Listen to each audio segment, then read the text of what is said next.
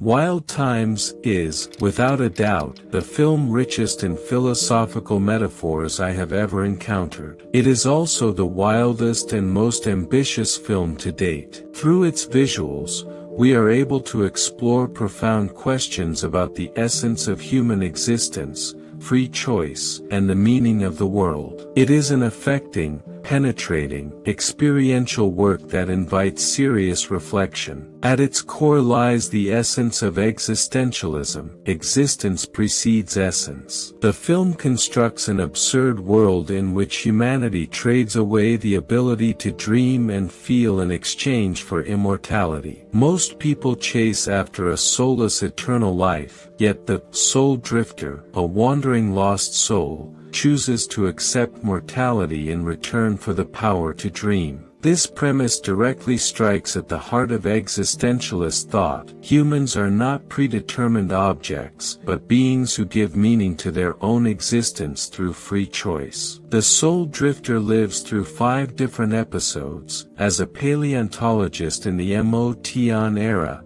a fugitive during wartime, a lush forest dweller, a middle-aged swindler, and a punk rocker on a Millennium Street. Each transformation is an act of free choice. By rejecting the fixed fate of immortality, his choices and actions define him as someone who longs for freedom, is full of feeling, and truly lives. From an existentialist perspective, the world is inherently meaningless. Meaning must be actively constructed in the face of absurdity. The immortal world in the film is a perfect example of the absurd. Humans gain infinite life but lose the capacity to feel pain, love, and dreams, becoming hollow existences. The soul drifter's dreams are precisely a rebellion against this absurdity. Through hearing, the drifter sees his own confusion clearly. Through listening, he becomes the authentic voice of his own uncorrupted heart. Through taste, eating a sprouted potato completes his own karmic retribution. Through smell, fixing a battery brings the warmth of family to a lonely child. Through touch, using various physical contacts, he comes to feel love. In the end, the soul drifter becomes a person with fully realized senses, completing his self-redemption. The story of Apollo and the cigarette ash is the pinnacle of this theme, the wildest, most primal, and most tactile sequence in the film. It is the closest the drifter comes, through a cycle of 100 years of reincarnation,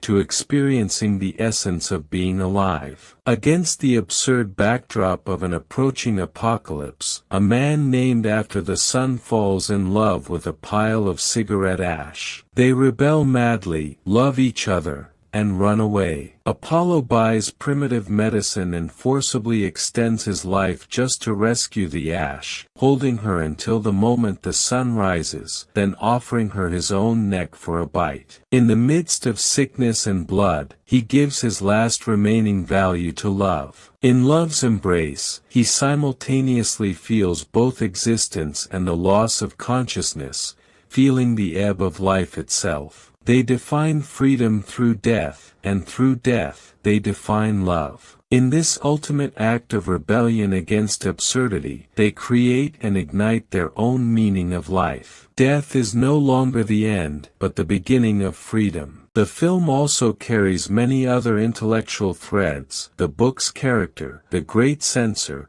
stands as a symbol of order, clashing with the soul drifter's free choices. The state, control, money, serpents, consciousness, and fractured structures hint that all institutional knowledge can delude. Marx's reference to the enchanted, numb world reveals the dehumanizing rationalization of capital. But in my view, Wild Times is, above all, a film about existence, a story about freedom, subjectivity, the return of the self, and the transformative power of life's meaning. The world no longer asks us to be obedient, bright, and useful. In the process of being disciplined by prefabricated meanings, we gradually lose our senses. Yet even if reality is cold, we must not give up dreaming, because dreams are the ultimate weapon against the petrification of immortality. The 5 dreams are connected by burning candles. Even as a body decays,